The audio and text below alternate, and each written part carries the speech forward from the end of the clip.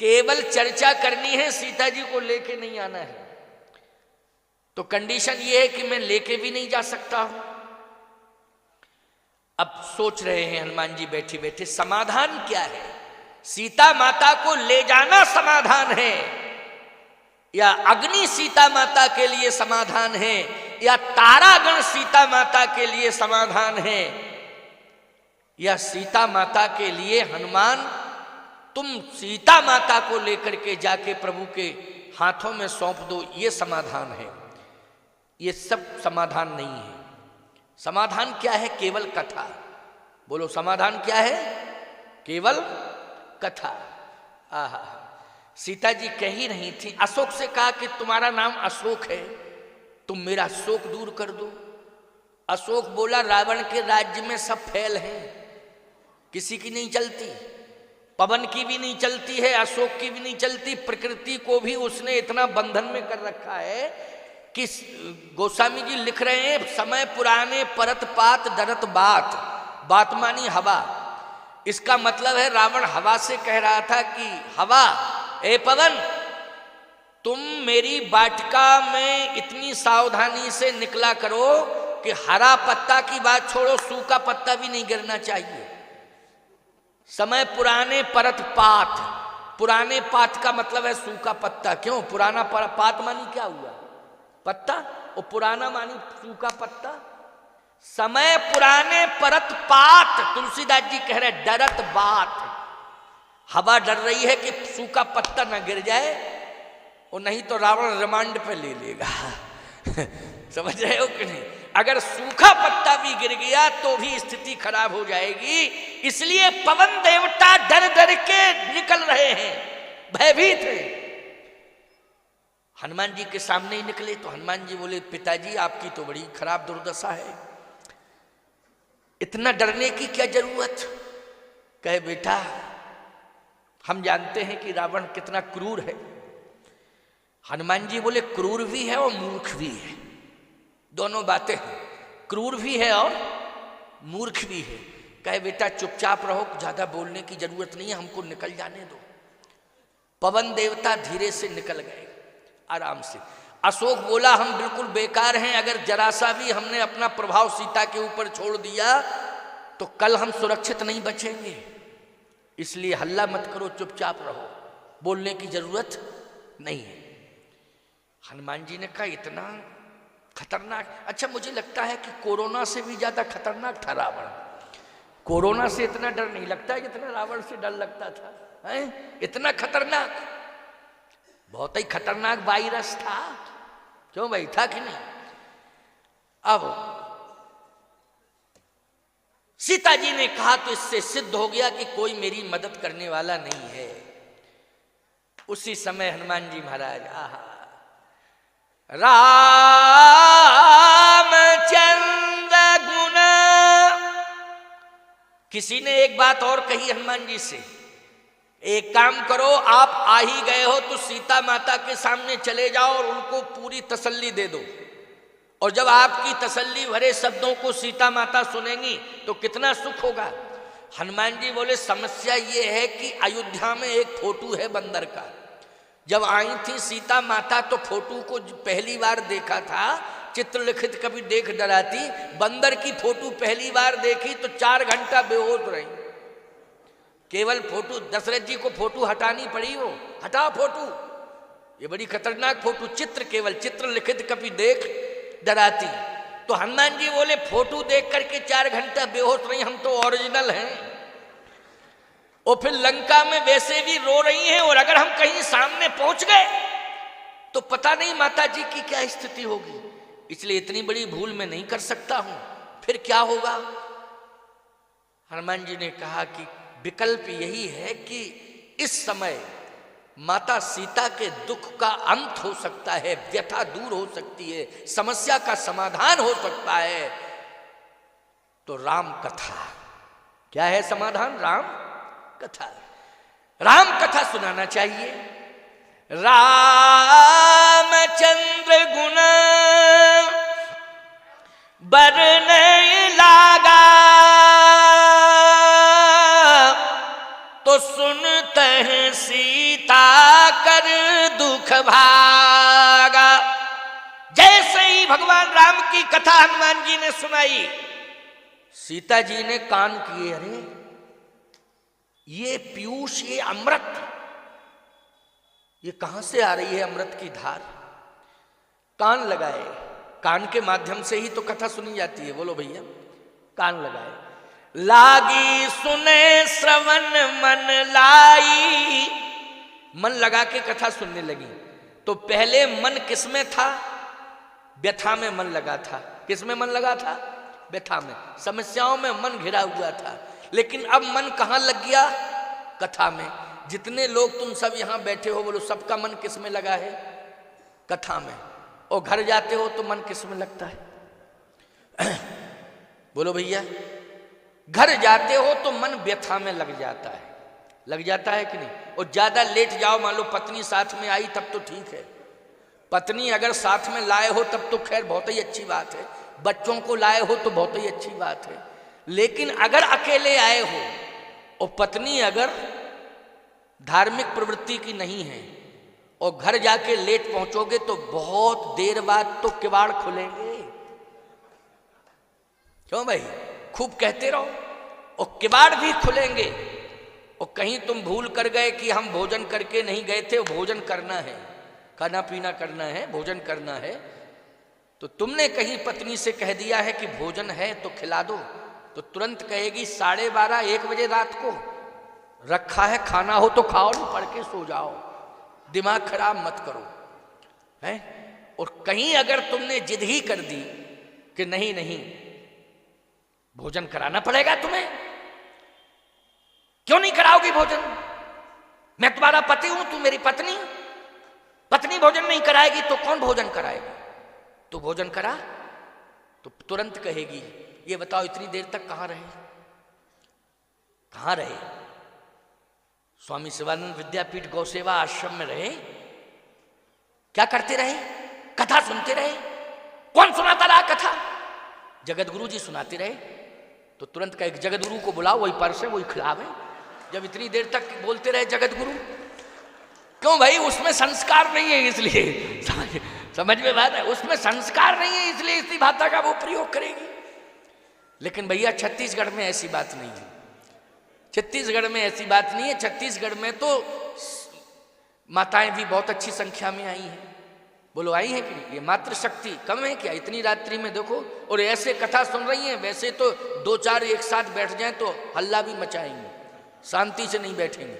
लेकिन इतनी संख्या में बैठी हैं कि 2-4 10 नहीं, सैकड़ों की संख्या में बैठी हैं। लेकिन ऐसे बैठी जैसे दुकान में संगमरमर की मूर्ति रखी हो।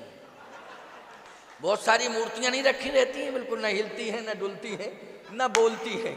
क्यों भाई? तो प्यारे, ध्यान से सुनना, जरा समझने की कोशिश करना। बहुत अच्छी बात मैं बता रहा हूं, कथा में कितनी बड़ी ताकत है। अंतिम 8 मिनट, क्योंकि 12:30 बजने वाले, 12:30 ही तो बजने वाले हैं। 8 मिनट कम, 12:30। 12:30 मानी तुम जानते हो कि बहुत टाइम होता है, कम नहीं होता है। भाई आप लोगों ने माल्यार्पण किया, 4 पादुका पूजन हुआ, ये भी तो कार्यक्रम में ही जोड़ा जाएगा। जब से हम बैठे हैं तब से इसको नहीं जोड़ा जाएगा, है? इसको भी जोड़ा जाएगा, जोड़ना चाहिए इसको, है?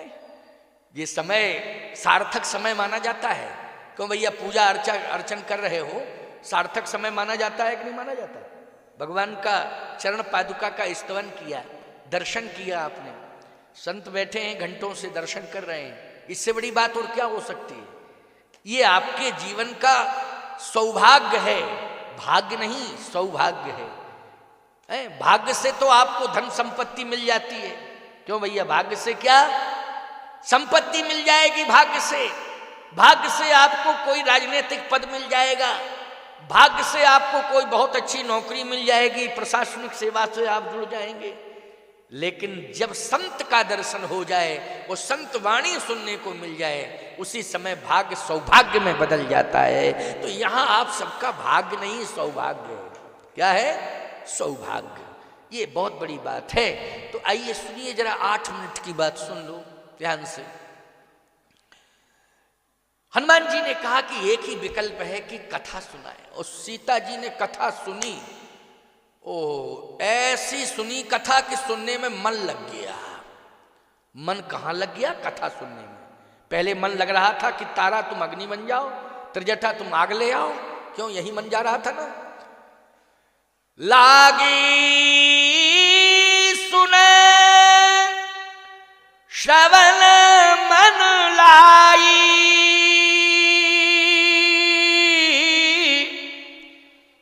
आदि उते सब कथा सुनाई। आहा, हनुमान जी सुना रहे हैं, सीता जी सुनती जा रही हैं। थोड़ा हनुमान जी रुके। सीता जी ने कहा, है कथावाचक, इतनी अच्छी कथा लंका में सुनने को मिल रही है, कल्पना से परे। मेरा जन्म अयोध्या में, मेरा जन्म जनकपुर में हुआ, लेकिन जनकपुर में मेरे पिताश्री इतने विद्वान हैं कि नित्य सत्संग होता है, नित्य कथाएं होती हैं। बड़े बड़े योगेंद्र मुनेंद्र हंस परमहंस अमलात्मा बिमलात्मा कथा सुनने के लिए आते हैं, लेकिन ऐसी कथा मैंने जनकपुर में नहीं सुनी। अयोध्या में भी कथा होती है, ऐसी कथा मैंने अयोध्या में नहीं सुनी। 11.5 साल चित्रकूट में रही हूं, संत महात्माओं के बीच में नित्य कथा होती थी, लेकिन ऐसी कथा कहाँ बैठ मुनिगण सहित नितसिय राम सुजान, सुनई कथा इतिहास सब आगम निगम पुराण। लेकिन ऐसी कथा चित्रकूट में भी सुनने को नहीं मिली, लेकिन ऐसी कथा लंका में सुनने को मिल रही। कौन कथावाचक हिम्मत कर गया लंका में कथा सुनाने की? अच्छा एक बात बताओ, पूरे संसार में वक्ता कथा कह लें, अच्छे अच्छे वक्ता हैं, व्यास हैं, पूरे संसार में कथा कह लें, लेकिन ईमानदारी से बताओ कराची में कहेंगे? बोलो। पाकिस्तान, कराची कहाँ है भैया? पाकिस्तानी में। और रांची कहाँ है? अच्छा रांची में कह सकते हैं, लेकिन कराची में, रांची हमारे भारत में है, लेकिन कराची में कोई वक्ता कथा कहेगा? और कथा यदि कहेगा भी तो मंगलाचरण नहीं हो पाएगा, और रुंडित मुन सिर खंडित भुज विषा, भुजाएं अलग हो जाएंगी और सिर अलग हो जाएगा। बोलो यही कंडीशन होगी कि नहीं होगी? वहां कौन कथा कहने देगा और कौन सुनेगा कथा? जहां का विषाक्त वातावरण है, आतंकवाद से ग्रसित है, असामाजिक तत्वों के बीच में, आतंकवादियों के बीच में कथा कौन सुनता है प्यारे? और सुनता कौन? कथा की कहने की हिम्मत कौन करता है? कौन हिम्मत करेगा कि वहां कथा कहे? सीता जी कहती लंका में हिम्मत किसकी पड़ गई कथा कहने की? और फिर कथा भी हो रही है तो साधारण नहीं, बहुत उच्च कोटि की कथा। निश्चित है कि कथावाचक बहुत ही हिम्मती है, कथा भी सुंदर और कहने वाला भी कहा हिम्मती। हनुमान जी बोले हाँ हिम्मती तो मां हो सकता है, कथा आपको सुंदर लग सकती है, आप तो सुनो।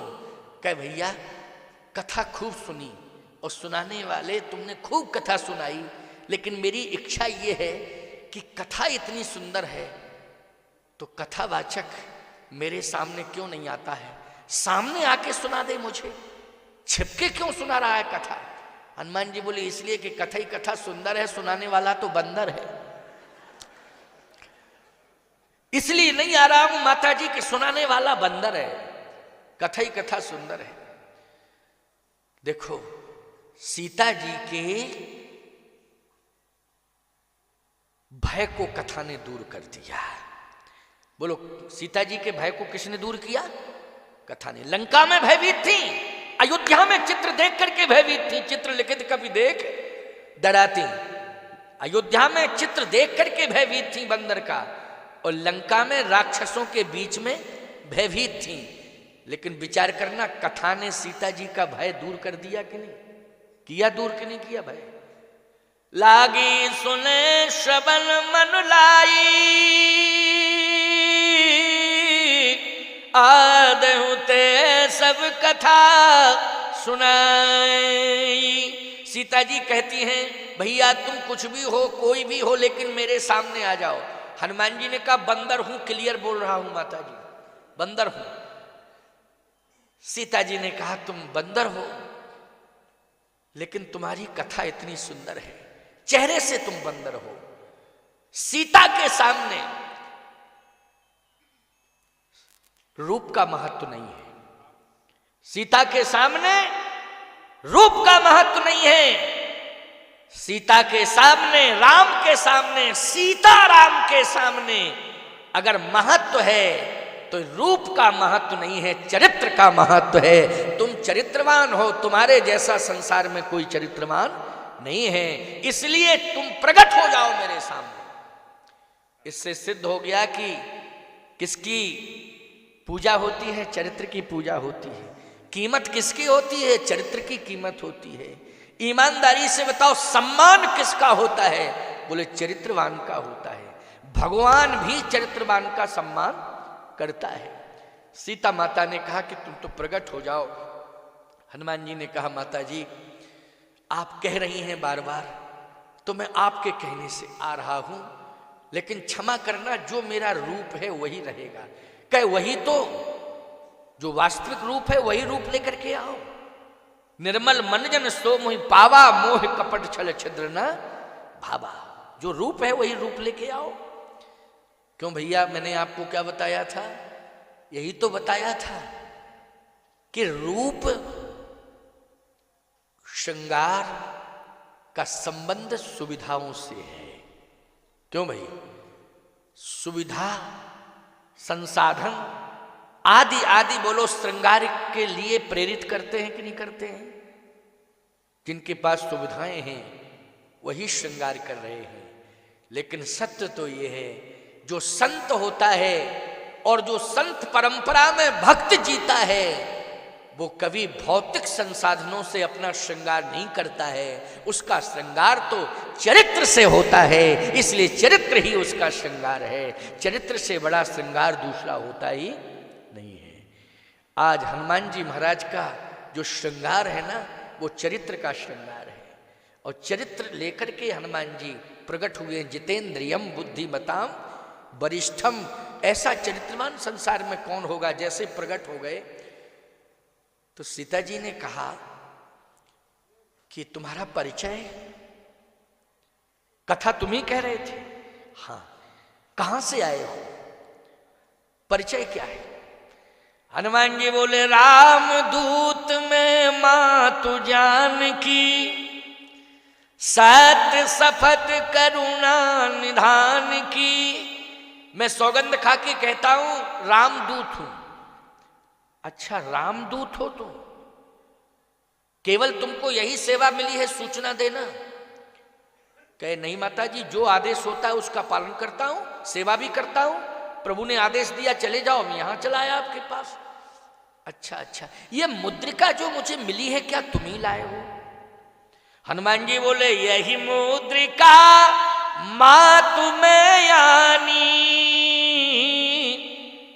और दीन राम तुम कहां सहदायनी। ये मुद्रिका प्रभु राम ने ही मुझे दी थी।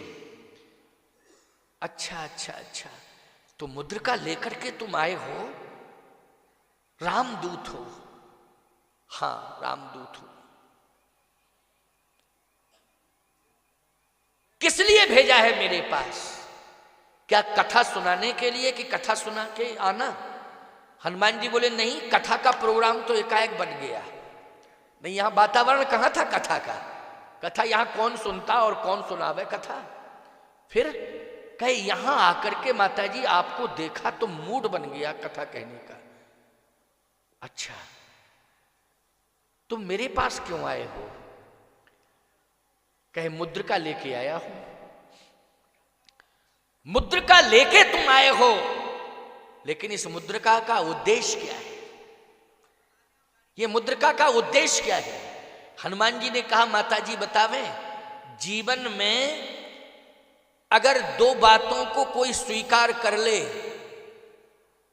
तो सत्य कहता हूं भय से मुक्त हो जाएगा। वो कौन कौन? या तो राम कथा या राम का नाम। क्यों भैया? राम का नाम या राम की कथा।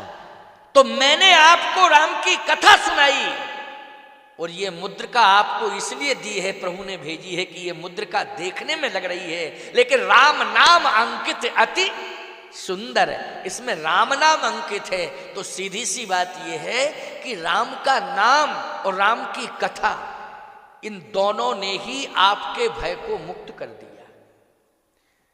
जबकि मुद्रिका हाथ में ली थी भैया, तो कपिकर हृदय विचार दीन मुद्रिका डार तव जन शोक अंगार लीन हरस उत्कर गयो चकित चितौ मुद्री पहचानी हरस विषाद हृदय अकुलानी। मुद्री को देख करके घबरा गई, अकुला गई, हरस। ये मुद्री जीत को सके अजय रघुराई, माया तेस रच नहीं जाई, सीता मन विचार कर नाना। अनेक प्रकार की भ्रांतियां हो रही थी। तब हनुमान जी ने कहा अकेले राम नाम से काम नहीं चलेगा, राम कथा भी सुनानी पड़ेगी। राम कथा, एक बात बताएं भैया, एक सिक्का होता है, सिक्का, सिक्का होता ना, उस सिक्के में पहलू दो होते हैं कि नहीं होते हैं? है? होते हैं। एक सिक्के पर 10 का अंक बना है या 5 का अंक बना है, क्यों बना है? या 1 का बना या 2 का बना। दूसरी तरफ कोई ना कोई अशोक सम्राट आदि आदि अशोक का चिन्ह बना है, या मंगलयान वगैरह क्या क्या बनते हैं, अब आजकल तो बनने लगे ना। पहले लोकसभा बनती थी, विधानसभा, लोकसभा दिल्ली की बनी थी, कुछ सिक्कों पर, नोटों पर बनी थी। अब मंगलयान बन गया है। अनाज, सिक्के पे अनाज बना है। अनाज तो कागज के पे भी बना होगा, बना होगा, किसी न किसी नोट पे तो बना होगा, क्योंकि बिना अनाज के तो पैसा ही बेकार है सब। अनाज से ही तो पैसा आता है, कहाँ से आता है? नोट आता है तो किससे आता है? अनाज से आता है। कुछ ना कुछ चिन्ह बना रहता है। सिक्के के 2 पहलू होते हैं। अगर एक पहलू गड़बड़ हो जाए तो सिक्का खरा माना जाएगा कि खोटा? सिक्का खरा नहीं, खोटा माना जाएगा। अगर दोनों पहलू सुरक्षित हैं तो सिक्का खरा है, बोलो है कि नहीं? ऐसे इन कागज के नोट में भी दोनों तरफ प्रिंट यदि सुरक्षित है तो बोलो भाई वो नोट मार्केट में कागज का टुकड़ा नहीं माना जाएगा, वो नोट माना जाएगा। और उसमें भारतीय गवर्नर का हस्ताक्षर भी होता है ना, कि मैं धारक को 100 रुपया अदा करने का वचन देता हूँ, मल्होत्रा या पटेल, पता नहीं क्या क्या कुछ है, रमणम, कुछ ऐसे होते थे ना। गवर्नर हुए हैं ना रिजर्व बैंक के, बदलते रहते हैं। तो इस तरह से भैया दोनों पहलू सुरक्षित होना चाहिए। हमारे जीवन में भी केवल एक ही पहलू न रहे। हमारा जीवन खरा तब माना जाएगा जब जिह्वा पर राम का नाम हो और कान में राम की कथा हो, तो हमारा जीवन खरा जीवन माना जाएगा और हमारा जीवन सुरक्षित माना जाएगा। माना जाएगा कि नहीं? सोचो जरा, जब मकान में, अब आजकल तो परंपरा हो गई कि एक ही किवाड़ लगता है, क्यों भाई? लगता नहीं, लेकिन पुरानी परंपरा में किवाड़ एक होता था कि 2 होते थे? बताओ जरा। 2 होते थे ना। अब पता नहीं, अब पहले देहरी बनती थी, अब तो सपाट, कहीं देहरी वेहरी का कोई चक्कर ही नहीं है। पहले देहरी का महत्व था, कपाट का भी महत्व था, अब देहरी सपाट और कपाट एक ही। अब व्यवस्थाएं बदलती जा रही हैं। देहरी का मतलब क्या था? देहरी का मतलब ये था कि नारी तू घर की रखवाली, मैं घर का पहरे वाला। पति कहता था कि देहरी के बाहर की जिम्मेवारी मेरी है और देहरी के अंदर की जिम्मेवारी तुम्हारी है। तो देहरी थी, उसको देहरी को क्या बोलते थे छत्तीसगढ़ में? बताओ। देहरी। चलो भैया हम ठीक ही तो बोल रहे हैं, भ्रमित नहीं, देहरी। लेकिन एक बात आपको बतावें, अब देहरी खत्म। आज का आर्किटेक्ट जो है देहरी का कहाँ बनता है नक्शे में देहरी? अब तो सीधा प्लेन, देहरी का कोई मतलब नहीं। सीधी सी बात यह है कि अब जो भी अंदर बाहर का करना है तुम्ही को करना है। जो भी अंदर बाहर की जिम्मेवारी है सब तुम्ही को करना है। भैया मैंने खुद कान से सुना है और आंख से देखा है। एक घर में हम पहुंचे, कहे स्वामी जी आए, स्वामी जी आए, दूध गर्म करो, दूध गर्म करो, दूध गर्म करो। पत्नी बोली देखो स्वामी जी आए हैं, उनको बैठा लो, अभी मैं व्यस्त हूं। मैंने कहा कौन बोल रहा है ये सूपनखा बोल रही है कि ताड़का की सिंह का? ये कौन बोल रही है, फालतू की बकवासबाजी कर रही है? क्या हम लोग फालतू हैं जो घर में आ गए? कहे महाराज क्षमा करना, पत्नी है। पत्नी है? हमने कहा इतना पतन, फालतू की भाषा क्यों बोलती है? कहे महाराज वो व्यस्त है। तो हमने कहा व्यस्त है तो ये कह देती कि आ रहे हैं, आ रही हूं और चिंता मत करो। लेकिन वो तो स्पष्ट बोल रही है कि स्वामी जी आ गए हैं तो बैठा लो, अभी मैं व्यस्त हूं, आ नहीं सकती हूं। पति कह रहा दूध गर्म करो। तो पति बोला महाराज जी आप परेशान मत हो, दूध मैं ही गर्म करके लाता हूं। वो गया, दूध गर्म करके लाया। थोड़ी देर में कहा कि फल रखे हो तो फल लाओ। कहा मैंने एक बार कह दिया ना कि मैं अभी बिजी हूं, मैं व्यस्त हूं, अभी टाइम नहीं है। फल रखे हैं फ्रिज में। बेचारा दौड़ा दौड़ा गया और मेरे ही सामने फल को अमनिया कर रहा है। जब फल हमने पा लिए, दूध ग्रहण कर लिया, तब बाद में पत्नी आई और प्रणाम करने लगी। हमने कहा बस देवी, मेहनत इसने की, फल लेने तुम चल जाई। हटा! बेचारा आधा घंटे से पौन घंटे से मेहनत कर रहा, दूध भी गर्म करके पिला रहा है, फल भी अमनिया करके खिला रहा है। उधर से आ गई तुम सज धज के प्रणाम कर, आशीर्वाद। हटा! मेहनत ये कर रहा है, फल इसी को मिलेगा, तुमको फल मिलने वाला नहीं है। सीधी सी बात, फल यही तो है कि प्रणाम करके आशीर्वाद लेना। बोलो इसको क्या कहते हैं? इसको फल कहते हैं। छत्तीसगढ़ की बात नहीं कर रहा हूं, यहां तो रामराज्य है, क्या कहना है। यहां तो ये बड़ा स्वागत करती हैं, अनेक प्रकार के व्यंजन बनाती हैं। घर में मेहमान आ जाए, अतिथि आ जाए साहब, तो बड़े भाव से भोजन तैयार करती हैं। इसलिए तो कहता हूं माताओं बहनों, भाव से भोजन तुमने बनाया, इसलिए तुम भाव की भूमि पर प्रकट हो गई हो। क्योंकि भाव की भूमि पर कौशल्या प्रकट हुई थी, इसलिए भाव के कारण राम जी उनके बेटे बन गए। किसके कारण बन गए? भाव के कारण। भाव वश भगवान सुख निधान करुणा, अयन तज ममता मदमान, भजिए सदा सीता रमन। तो सीधी सी बात है, जीवन को यदि खड़ा बनाना है तो दो को स्वीकार करो, राम का नाम और राम की कथा। समझ लेना कि ये आपके जीवन की रक्षा कवच होंगे। सीता जी को जो मुद्री मिली उसमें राम नाम अंकित, अति सुंदर राम का नाम है। और हनुमान जी ने जो कथा सुनाई है, उस कथा सुन करके सीता जी के हृदय में श्री राम जी की कथा के माध्यम से श्री राम जी ही प्रकट हो गए।